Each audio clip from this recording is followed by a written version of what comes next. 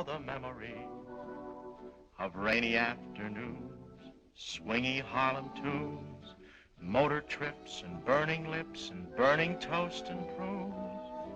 How lovely it was. Thanks for the memory of candlelight and wine, castles on the Rhine, the personal and moments on the Hudson River line. Just the last name and the date of birth. How lovely. Live, we're going to get this PowerPoint real quick and then we'll get started. So give us just 1 second. And many's the time that we fasted. Well, it was swell while it lasted. We did have fun and no harm. Thanks for the crap games on the floor. Nights in Singapore. You might have been a headache, but you never were a bore. Yes, thanks. Oh, thank you. Good morning, everybody. Morning. My name is Dr. Thet, but everybody call me Alfred. So, Alfred. So I see that there's a multidisciplinary audience here today. Social workers, chaplains from ACOG and Alfred Reproductive Services, correct? Is there any MDs or nurses here? Nurses, MDs, PhDs. I know I saw a dentist over there. But today's topic is near and dear to me. I am a geriatric fellow here at the VA. We have affiliation with the UT as well, but for the most part, we work here in the VA. So geriatric fellowship is 1 year, so I'm at the very end of it. So I chose this topic because it affects almost everybody who's taking care of the elderly. And especially important when it comes to the end of life in a palliative care setting. It is not only distressing to the patient, but also to all the family members and even the hospital staff and the medical staff that take care of the patient. It's very distressing, so it's important to understand it pretty well. Before I start, I have to give credit to Dr. Rodera from UCSF who prepared these slides for me. So, borrowing her slides, and get started. So, it's usually a good idea to start with a case study. So this is a case of Mr. H. He's an 80-year-old veteran with hypertension, hearing loss, and mild dementia or cognitive impairment. He lived before he came in by himself, independent in all his functional activities of daily living. He was brought to the emergency by his neighbor because he was complaining of severe abdominal pain and nausea. He came in to the hospital, diagnosed, and was promptly treated with antibiotics. Holy catheter was placed to monitor ISNOs or urinary output, which is typically what's used to be done in the past. We don't do that anymore, we learned better. Phenergan was given for his nausea. And you can guess what happens next. Overnight, he became agitated. He was placed in 2-point restraints because he was trying to pull his catheter out. And then the nurse called the doctor, and he was put on Atazan 1 milligrams every 4 hours for his agitation. Did it work? Maybe. On the day 3, his restraints were removed, and those were replaced with a sitter, which is somebody who monitored him at the bedside, for anybody who doesn't know. And on day 5, he tried to stand up from the bed and promptly fell to the ground. Urology was consulted because his Foley catheter came out during the fall. He's now bleeding from his urethra or his penis. On day 8, well, which is by now, we realize that this is not a typical hospital stay. It's not a prolonged stay. Usually people who came in with infections gone by 3 or 4 days. So now it's day 8, which is about twice as much as what should happen. On day 8, he continued to be confused, and because he had a history of dementia, everybody thought that this is how he is. And to control his behavior, due to his dementia, he was put on Tylenol 1 milligrams twice a day. And that continued for another 4 days, and he was discharged to a nursing home in a wheelchair because there's nobody else to take care of him at home. You remember, he came in very independent, everything was good by himself. Now he's going to a nursing home. There he is, down the long hallway. So, what is delirium? Everybody recognizes it when you see it, but sometimes you can't put a finger on it. So it's usually, people know it as when you see things, just like this picture saying. When you're seeing things, hallucinating, when you're having delusions, we call it delirium. But the DSM-4 from the psychiatric textbooks say otherwise. There's a little bit more definition to it. But the common characteristics of delirium is that it's more common than we like to think it. It really signifies a very serious problem. Not everybody, for the most part, even physicians have a hard time recognizing it. And the sad part is that it may be preventable. How common is it? So it goes anywhere from 10 to 50% of the hospitalized older patients have it. And about the same in post-operative patients. It is very common, as you can see in the numbers, in the ICU patients. And it's also very common in the long-term care settings, post-acute care or nursing home setting. So why is it important? Because it's one of those calls that we get all the time overnight from nursing homes. The nurse calling you, somebody so-and-so is agitated, can you give me something for him? And that's the reason for sedation and sometimes in the extreme situations, restraints. And usually for people with delirium, it takes a while for them to clear it, and because they've been on medication on the restraints, they lose their strength. So the functional status upon discharge is a lot less than what they used to be. And as we noticed, something that would have taken 3 days to fix took about 12 days, and it wasn't fixed. He ended up in the nursing home, where ideally he should have come back home, right? And it's one of the most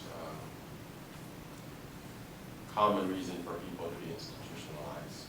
And it is also another one of those medical conditions that saps somebody's cognitive function. So delirium, once you have one episode of delirium, your cognition, for the most part, never goes back to your previous level again. And that's one thing that most people don't realize. And what else? What makes delirium important is it kills. Hospital mortality for delirium goes from anywhere from 20 to 75%. And even after they get out of the hospital, their 1-year mortality rate is 35 to 40%, which we don't like to think about it, but it's true and proven again and again. And it is also one of the reasons for referring to a hospice placement.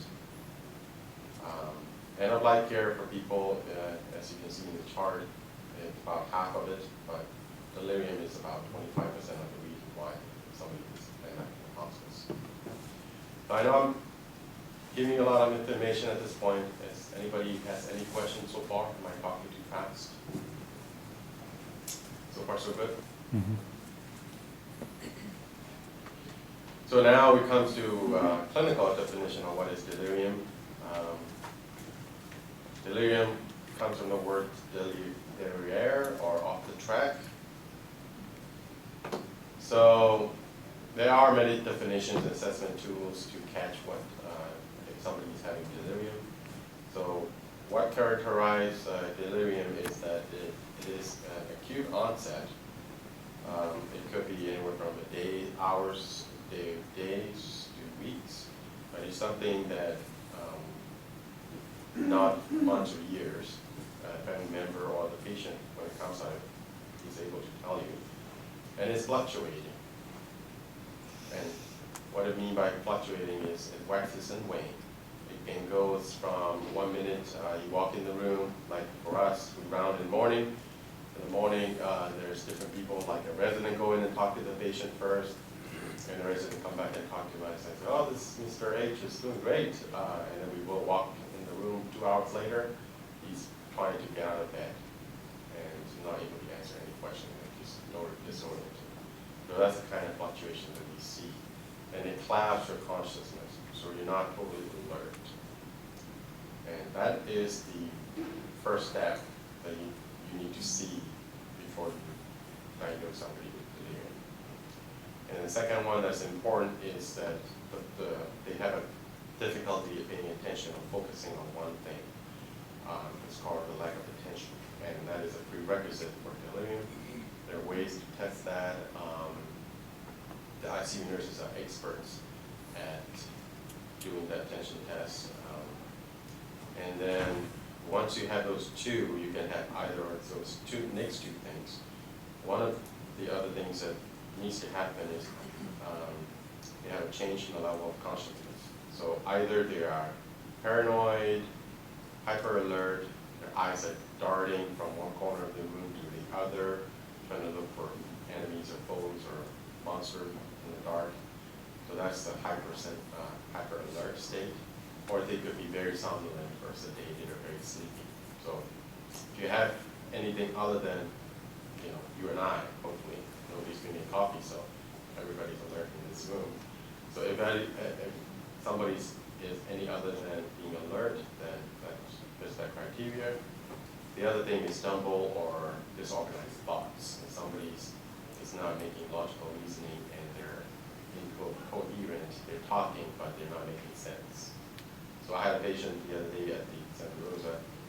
She keeps saying, can you sue this, and can you sue that?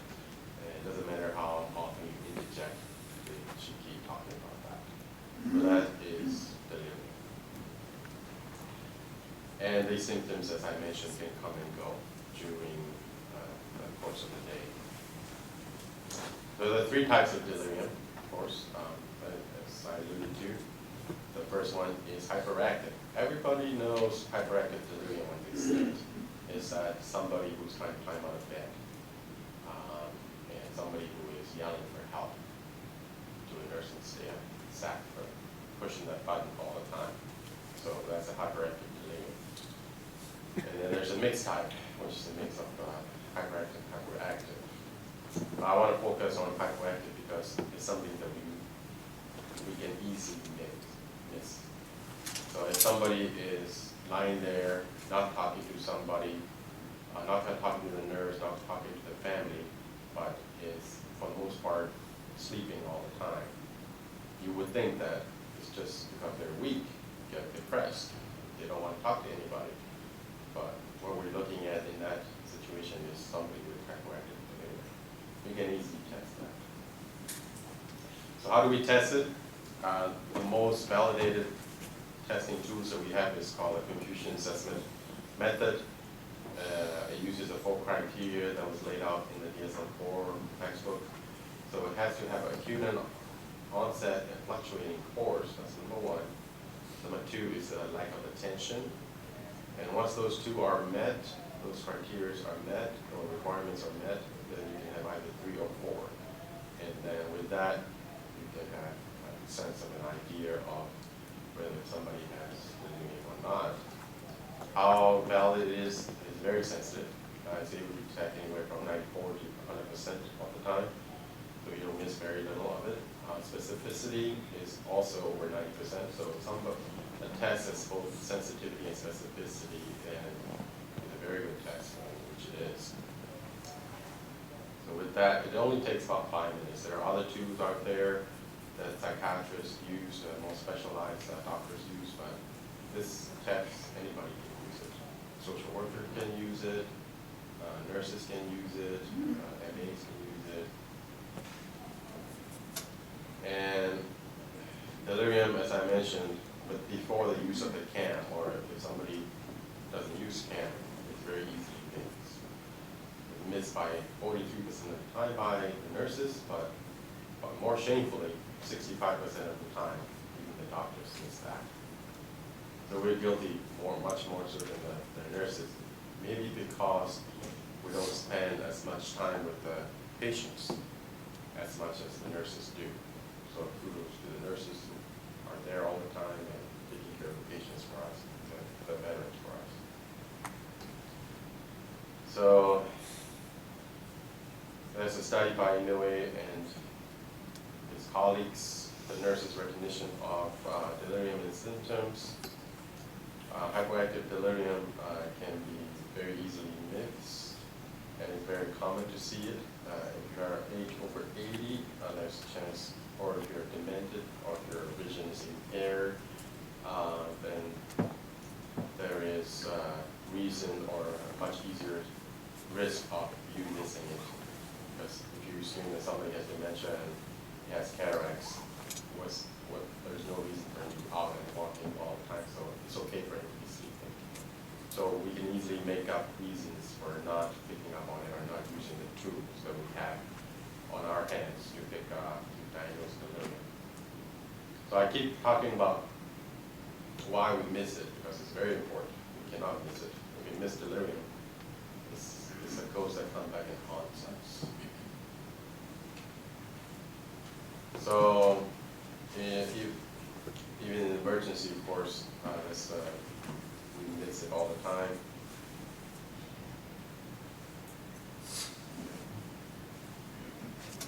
So, if we miss it, what do we confuse it with? We think somebody's depressed. Yes, very common. Depression also have that social distancing, reduced energy levels, reduced cognitive ability when you're depressed, and they don't have the attention span that non-depressed patients have. But what depression doesn't have is it does not have that change in consciousness or alertness level. The lack of attention is also the other thing. And we also easily confuse delirium with psychiatric disorders and dementia. The hardest thing to differentiate is if somebody has dementia or delirium or both.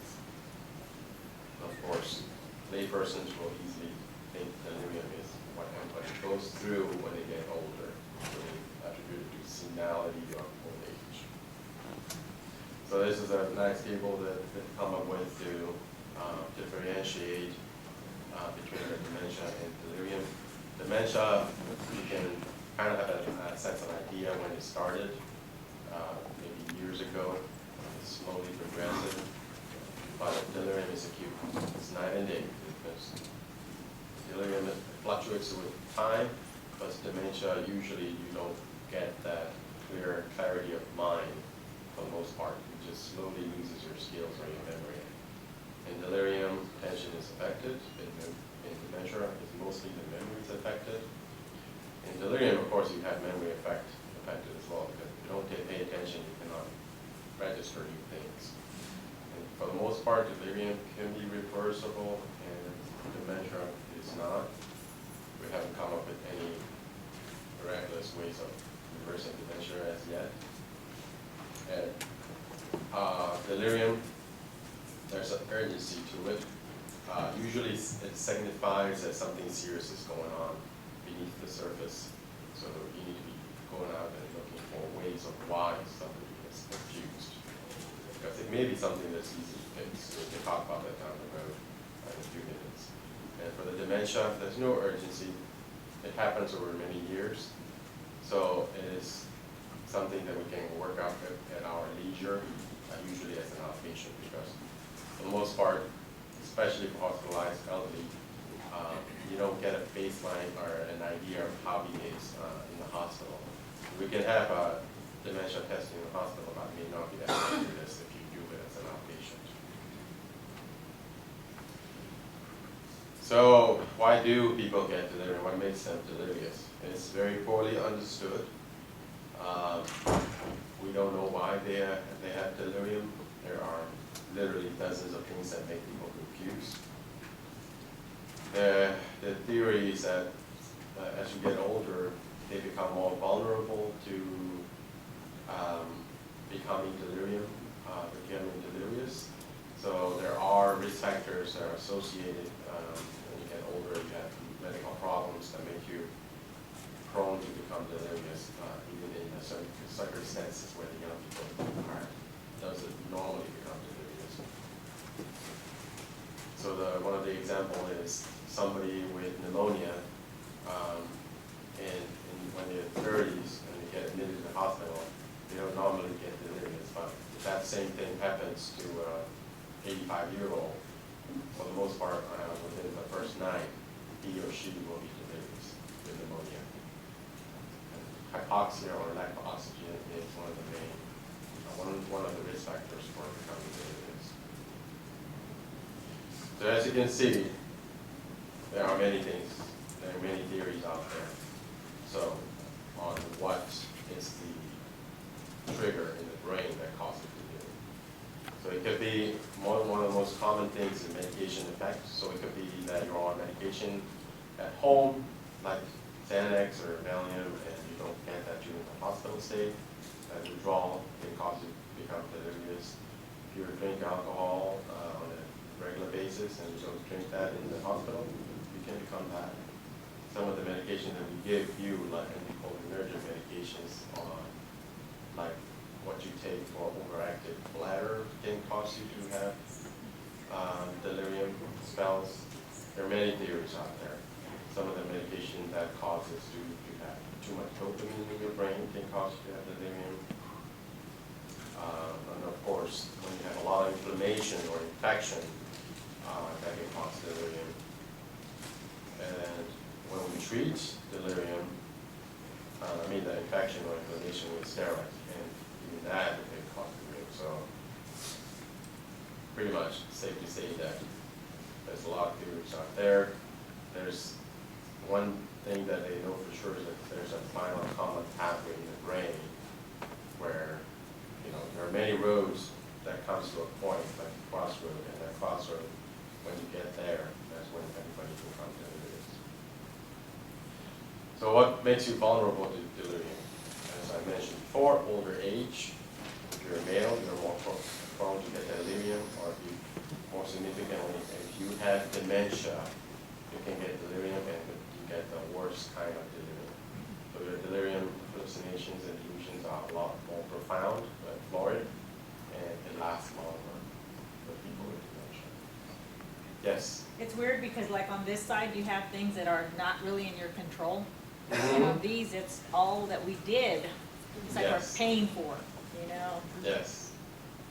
That's all.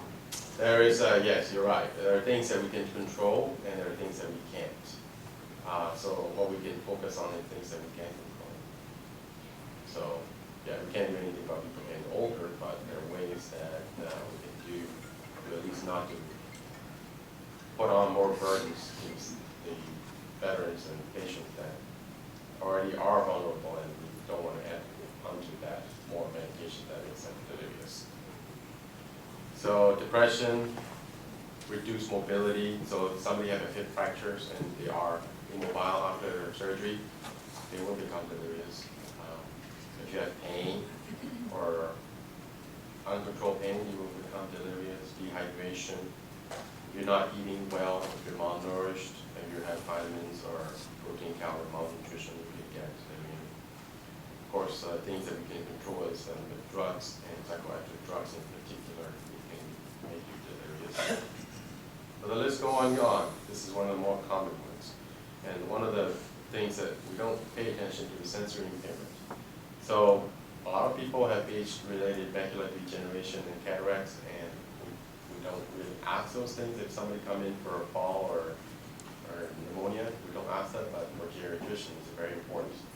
They're hearing impaired and they're half vision impaired, and those two senses are gone, then they're helpless. They have no way of orienting themselves that disorientation can be cumulative and can cause them to be delirious, especially during the waking up cycle.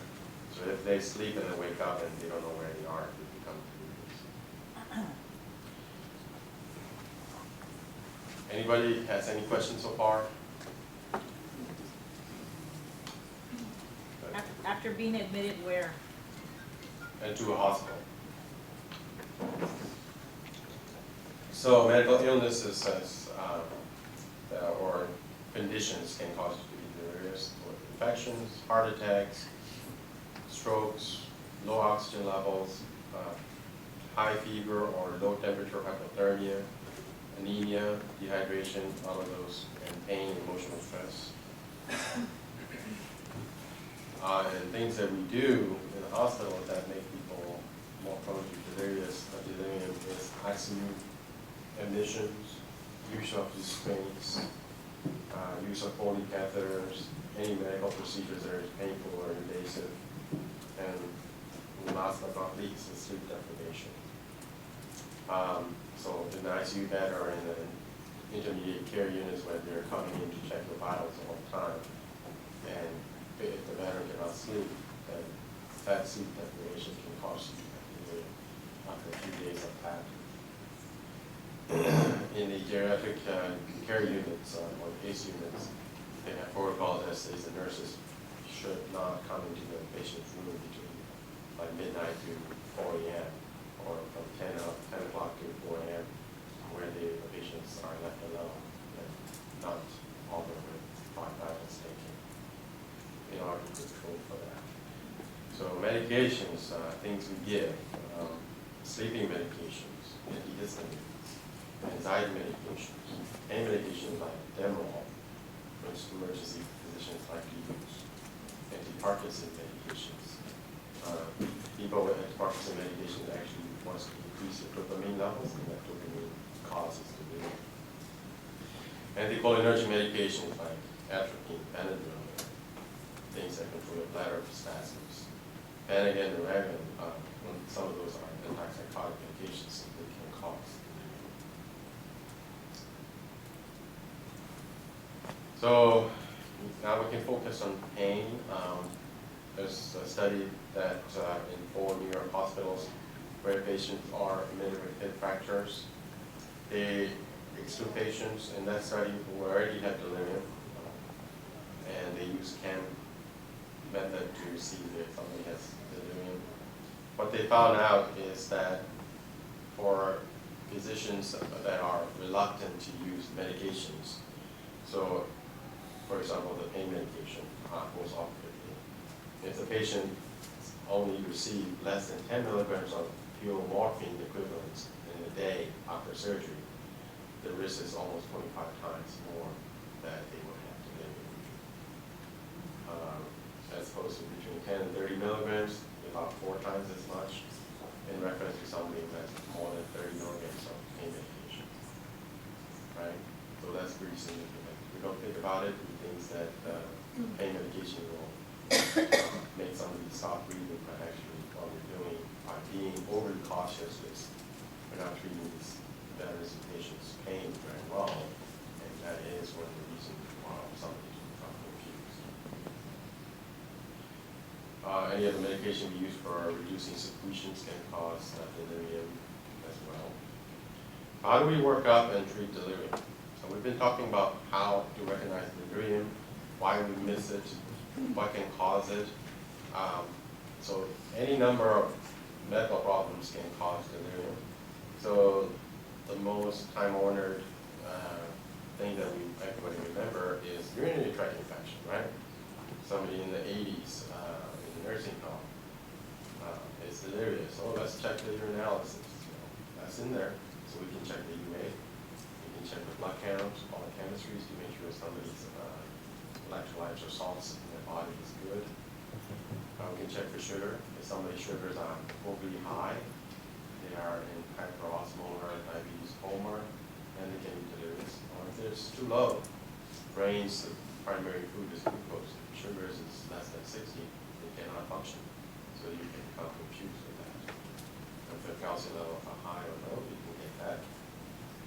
For the most part, we can pick up a reasonable cause for what's making somebody delirious by just doing those routine things that we do on a daily basis in the hospital. Usually, we don't only jump to get brain imaging studies like CT if they had for delirium, because it's proven not to be of any use for the most part. And for medications are responsible for delirium in 40% of the cases. And if nothing is found, the main thing we can do is, before we start any medication to encourage delirium, is we don't use restraints. Restraints are an independent risk factors to have somebody to become delirious. And once, they are also responsible for the delirium to last longer. So people who has restraints on them, they are, if they're in the hospital longer, and the delirium doesn't clear as fast as somebody who does not have restraints on them. So this is where the doctors and nurses come into play. So how do we treat delirium? So once we exhausted non-pharmaceutical ways of controlling delirium, then we have a bunch of antipsychotic medications that we can use to hopefully control the delirium. Time-honored medication we have on there is haloperidol. Everybody know that? It's one of the most studied medications for antipsychotic medications to be given by mouth, intravenously, or intramuscularly. What's good about this haloperidol is that it's non-sedating and it causes the least amount of hemodynamic changes or drop in blood pressures. The bad part about it is that if you use higher doses of it for a longer time, you can have Parkinson's syndrome like rigidity and tremors and voluntary movement of the face and neck and all of that. The other medications are olanzapine. It's also the other second most studied medication. It's the second generation of atypical antipsychotic. It's associated with more metabolic effects like obesity, weight gain, sugar problems, and all of that. It has less extrapyramidal symptoms or Parkinsonian symptoms than haloperidol, and it can also be given in multiple ways, by mouth, IV, or IM. There are small trials for that. And then the other medication that we use is risperidone. In the lower doses, also is very effective. It also has very little blood pressure changing medication, changing effect once you use it. The Seroquel and Bertipin is very sedating, and it has the least amount of antipsychotic properties. Okay, and some people can combine haloperidol or any antipsychotic with lorazepam as well, but we don't encourage that too much because it can cause a paradoxical or opposite effect of what we expect of making somebody more agitated sometimes, in some cases. So, how to prevent delirium? There's a Yale study out there that we can target as 6 activity or risk factors in the hospital that we can do or redesign to counteract the chance of somebody becoming delirious. And it's shown to have increased incidence of delirium or the number of delirium episodes, and also the number of days that somebody is delirious. So what are the 6 interventions we target? So for somebody with cognitive impairment, you encourage them to do reorientation. So you have calendars and bright lights and activities they can do. They have restorative agents or aids that can make them do things, play games, and so on. Have them sit up in the chair, go into a window area where they can look out. The other second thing is sleep hygiene. They can turn off the light earlier, so we encourage them to sleep at an appropriate time, and then we don't give them too many medication that either make it too drowsy during the day or makes them awake at night. And then immobility, so we target immobility by making them walk more physical therapy, restorative aids, and having them up and about as much as possible. We give them glasses or green glasses from home to allow them to see better.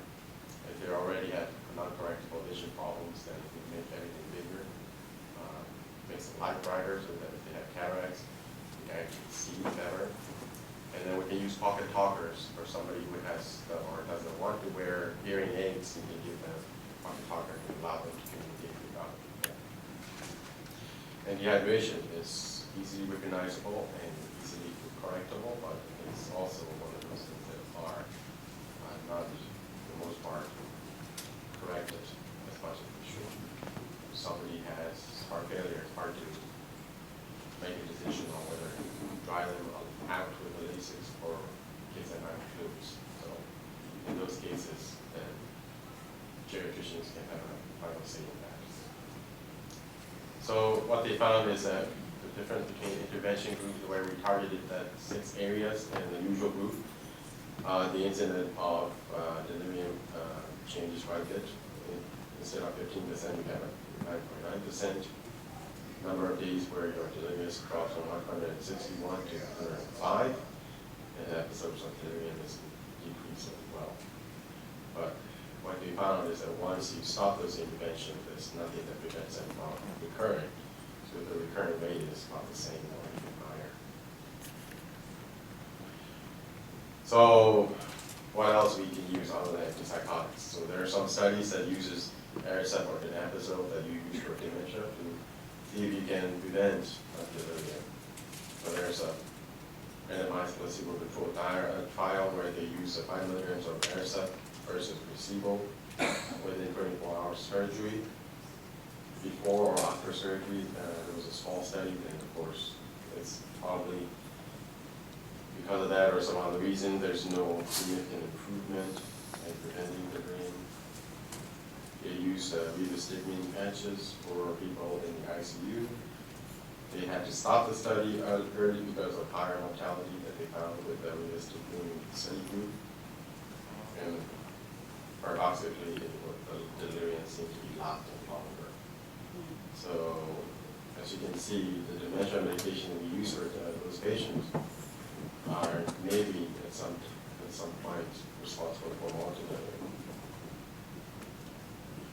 So there's just some different studies out there that uses donepezil and rivastigmine to see whether or not somebody has, some of the agents has a positive effect on delirium. As you can see, the ranges crosses that line in the middle, and that usually means that there's no effect or even worse in some cases. So now we can go to the meat of the problem, the delirium in the palliative care or hospice settings. The incidence of delirium in the palliative care setting is about 42%.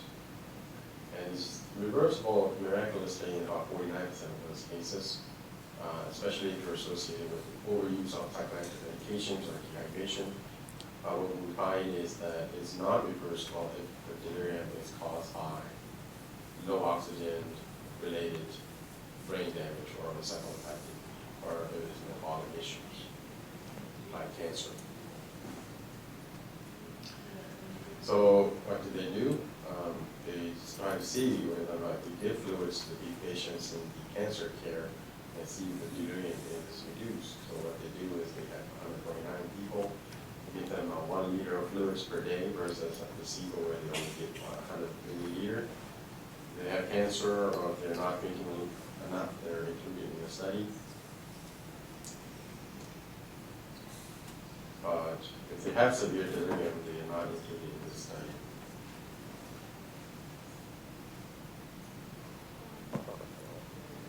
So what they found is that there's really no difference in somebody who we're giving hybrid fluids versus not.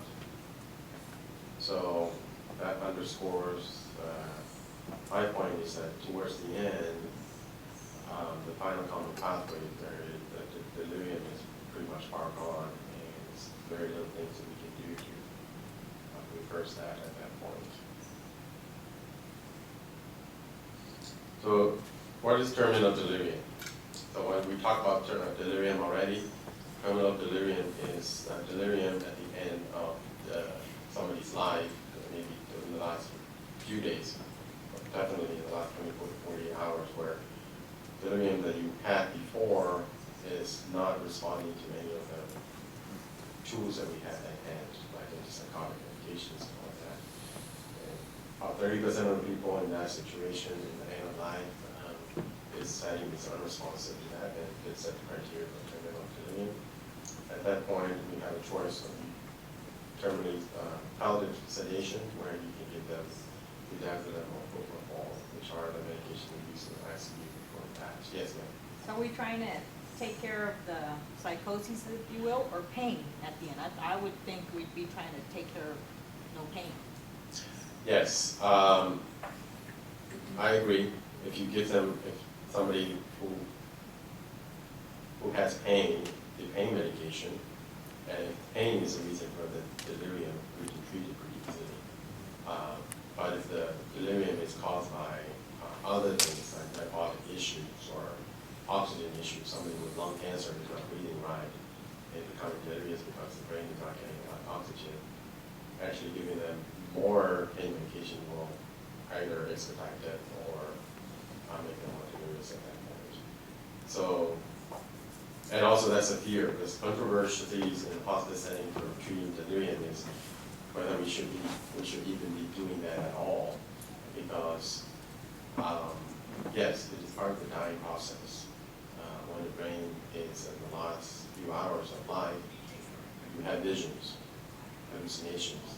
Some of the family members say that they start seeing people who have passed on and are already dead. So should we be treating that? Yes and no, because it is true that you can have pleasant hallucinations, but the nature of delirium is that it can change any time.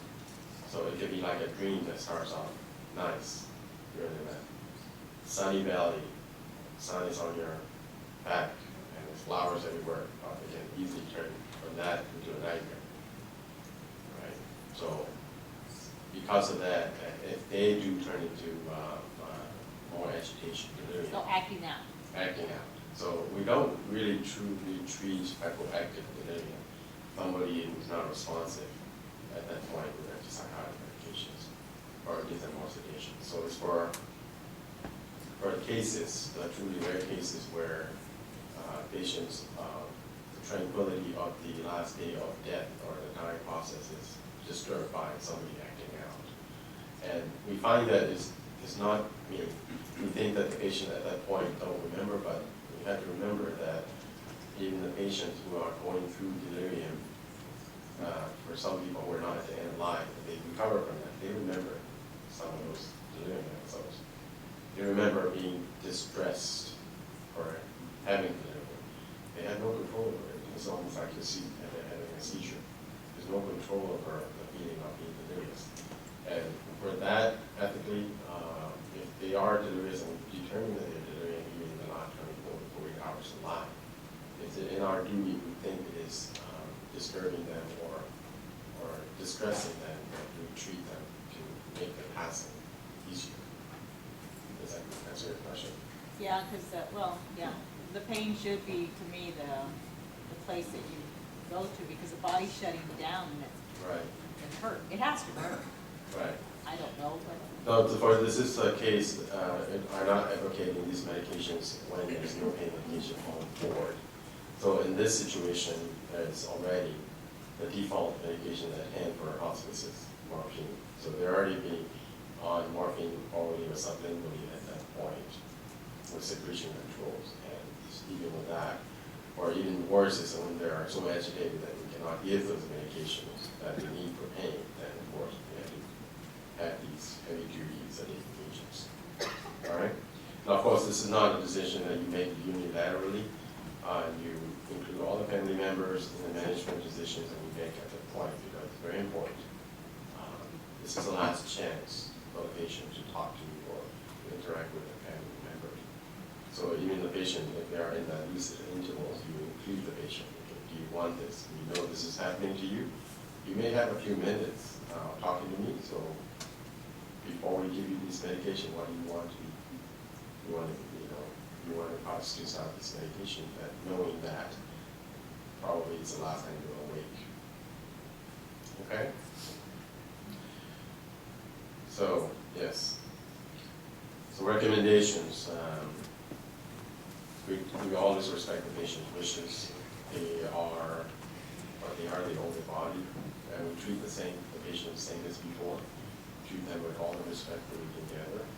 Don't always demean them, I call them delirious or child or parent objects or patients. And in the meantime, we just prepare for the death to be peaceful.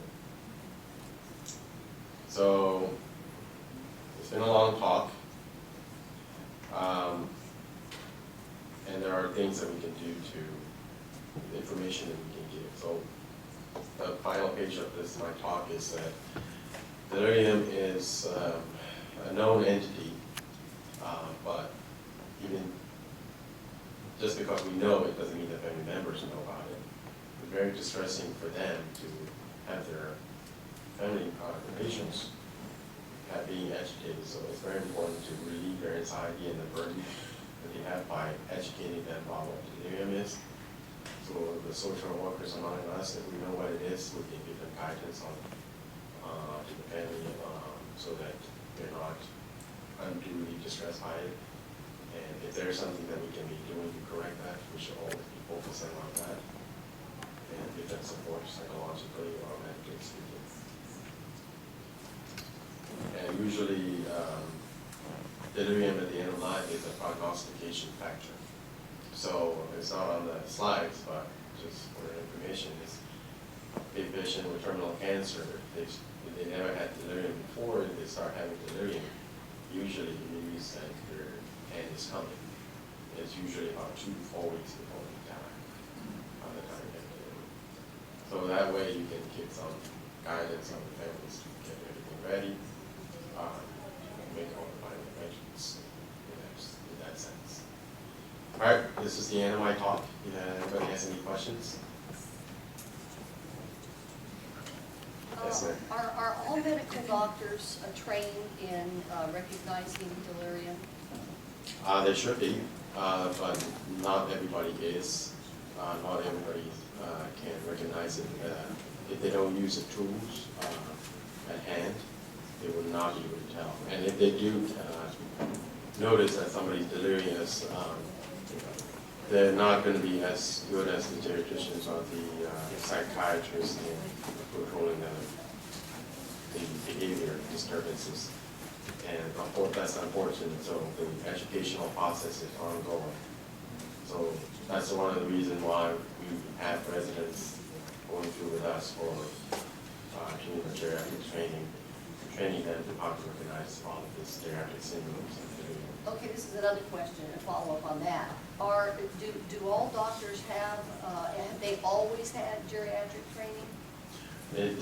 They don't usually get it, no. Okay, because I experienced in San Antonio, in an emergency room, a doctor that, because my mother was 79 years old, that she had dementia without even considering delirium, and she had delirium. And I told him this is medication toxicity and electrolyte imbalance. And I said, I'm not uneducated. I'm an RN. I know what's going on with her. And his insistence was that no, your mom's just old and she's got Alzheimer's. And I was very surprised at that ageism. I mean, to me, that's ageism. Right. And it's also ignorance. So I was wondering, because I suggested that he might want to go to get some geriatric training. Right. And I didn't do it very gently. I wouldn't say it that way, but I didn't do it very gently. I was a little angry with him because he hadn't even interviewed me or taken a history. Right. My mother was fine just a few hours before that. And she did not have any other incidences of delirium. She did have one problem when someone gave her Ativan about 6 months later. And then we never gave her Ativan again because she had the... yes, that's what I call the paradoxical effect. Yeah, and that was it. So it was kind of surprising to me that that kind of ageism was in in the hospital. And I've done a lot of interviewing of people since then, and found out that a lot of elders experience that in emergency rooms in this city. And I'm not sure that, I'm not saying that it's only in this city. I figure if it's in San Antonio, it's probably just about everywhere. It's pretty much everywhere, Yeah. yes. And that's yes. scary. That's kind of scary to me, that there's that kind of already prejudice in doctors in the emergency room. Right. In those situations, family members like yourself are very valuable in being advocates for the patients. Yeah, well, So I was the main thinking- thing is not to give up. Yeah, I didn't. And you just bring your mother to another place where she can get proper treatments. Well, she was physically in no condition to be moved, but the doctors did at the end, not the emergency guy, not him, but the doctors that treated her did come to me and say, you were absolutely right, and Mom had medication toxicity and electrolyte imbalance. And once we got her, taken care of, then she was fine. Right. It's very important to recognize it early because once you set in, the cognitive impairment Yes. part of delirium makes it worse. Yeah. If somebody has basic or borderline dementia already, delirium makes it almost guaranteed that they will become full dementia. So, Thank you. very good. That helps me that I knew, because I just couldn't figure out why he didn't know anything about geriatrics. So that's good that y'all are doing that, giving your doctors education. It is. Do they have questions from remotely, or how does it work? If they do, they will talk. So if they don't. Yeah. All right. Any other questions or comments? All right. Thank you all for coming.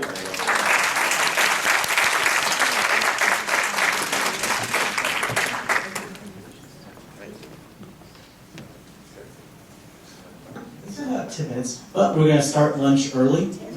Yeah, by 10 minutes, awesome. Okay, so we'll start lunch right now, and we'll resume with our next speaker at 1 o'clock sharp, and that will Good be job on the topic. Sandra Sanchez-Riley about Because I Care. Perfect all the way. Okay, have a good lunch, and we'll see So you there was tomorrow night. no talk on this yet so far this week? First time ever. Oh, really? Yeah. So that explains why her doctor's having so many problems. Ah, yes. Yes. Thanks for the memory of candlelight and wine, castles on the Rhine, the Parthenon. and moments on the Hudson River line.